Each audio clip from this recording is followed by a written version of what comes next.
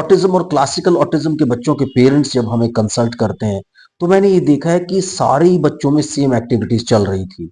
यानी वर्चुअल वाले भी वो सब कुछ कर रहे थे, क्लासिकल वाले भी वो सब कुछ कर रहे थे, विलफुल विड्रॉल वाले बच्चे भी वही सब कुछ कर रहे थे, डेवलपमेंटल कोऑर्डिनेशन डिसऑर्डर यानी एप्रेक्सिया और डिस्प्रेक्सिया वाले बच्चे भी वही सेम एक्टिविटीज कर रहे थे। यहाँ तक कि सेरेब्रल पैल्सी जिन बच्चों की को थी वो भी सेम एक्टिविटीज कर रहे थे। क्या ये सही फिलॉसफी है? क्या आप सही डायरेक्शन में जा रहे हो?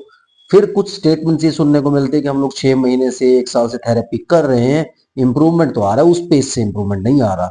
और कई लोगों ने अभी कमेंट सेक्शन में रिसेंटली लिखा है, आपने देखा होगा कि हमें 2 साल में जो नहीं मिला वो 2 महीने में आपसे जुड़ने के बाद मिला, और वो इंप्रूवमेंट दिखनी शुरू हुई जो 2 साल में नहीं दिखी वो 2 महीने में दिखी। वो क्यों दिखी? क्योंकि आप राइट डायरेक्शन में आप जा रहे हो। तो ये राइट डायरेक्शन में जा रहे हो कि नहीं जा रहे हो, क्या ये वो एक्टिविटीज हैं जो आपके बच्चे को चाहिए या नहीं है, ये देखना बहुत इंपॉर्टेंट होता है। क्योंकि आपके बच्चे की नीड क्या है उसको स्टडी करना बहुत इंपॉर्टेंट है, उसका डिसऑर्डर एग्जैक्टली क्या है, उसमें क्या किया जाना चाहिए। समटाइम्स यहाँ तक भी सच्चाई है कि बच्चे से ज्यादा पेरेंट्स को काउंसलिंग की जरूरत पड़ती है, तो उनको भी काउंसलिंग प्रोग्राम साथ साथ ज्वाइन करना पड़ता है। चैनल को सब्सक्राइब कीजिए, लाइक कीजिए, शेयर कीजिए, पूरी दुनिया में फैला दीजिए। मुझसे कंसल्ट करने के लिए 8168790299 डायल कर सकते हैं। +91 जरूर लगाएं अगर आप इंडिया के बाहर से कॉल करने की कोशिश कर रहे हैं। और आजकल काफी सारे लोग जो है वो जुड़ते चले जा रहे हैं नेशनली इंटरनेशनली, और काफी सेटिस्फेक्शन भी लोगों को मिल रही है। कमेंट सेक्शन ये चीजें बता रहा है। अगर आप कमेंट सेक्शन को एक बार विजिट करेंगे तो आपको काफी सारे लोगों के काफी अच्छे और पॉजिटिव कमेंट्स देखने को मिलेंगे, which is very much satisfying. तो अभी आप अगर टॉपिक आपको पसंद आ गया है तो फटाफट से लाइक बटन को जरूर हिट कर दीजिए, क्योंकि कई बार आप वीडियो देख करके निकल जाते हैं और लाइक को करना भूल जाते हैं। तो चलिए हम लोग बात करें, क्या सेम एक्टिविटीज होनी चाहिए। स्पेशली वर्चुअल ऑटिज्म में आप लोगों का टारगेट ये रहता है कि अगर बच्चा छोटा है, 2 साल 3 साल 4 साल, तो जल्दी से जल्दी उसे ठीक करें। और ये देखने में आया है पिछले काफी सालों के एक्सपीरियंस के साथ कि वर्चुअल ऑटिज्म वाले बच्चे यूजली सूनर और लेटर ठीक हो जाते हैं। लेकिन जो बच्चे क्लासिकल ऑटिज्म वाले हैं उनमें सेम एक्टिविटी कैसे आप करवा सकते हैं?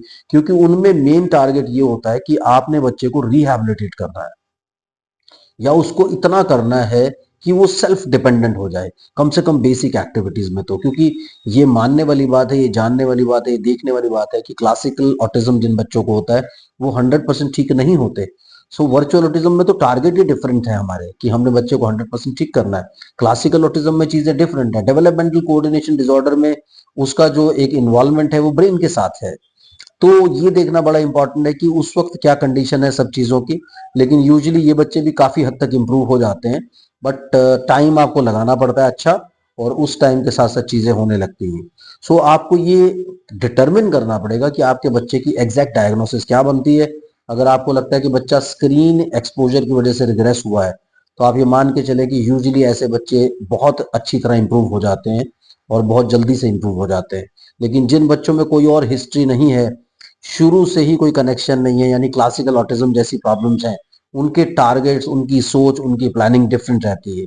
इसलिए आप ये जरूर चेक कर लें कि आपके बच्चे के साथ जो चीजें हो रही हैं क्या वो करेक्ट डायरेक्शन में जा रही हैं। अदरवाइज फिर आप टाइम वेस्ट कर बैठेंगे, पैसा वेस्ट कर बैठेंगे, और अननेसेसरली अपनी लाइफ को ट्रबल करेंगे, डिस्टर्ब करेंगे, और आपको रिजल्ट में बहुत कम देखने को कुछ मिलेगा। सो प्लीज बीवेयर, बड़े गौर से देख लें कि एग्जैक्टली आपके बच्चे के साथ क्या प्रॉब्लम है, डायग्नोज करके उसी हिसाब से आगे बढ़ें। Thank you very much, bye bye.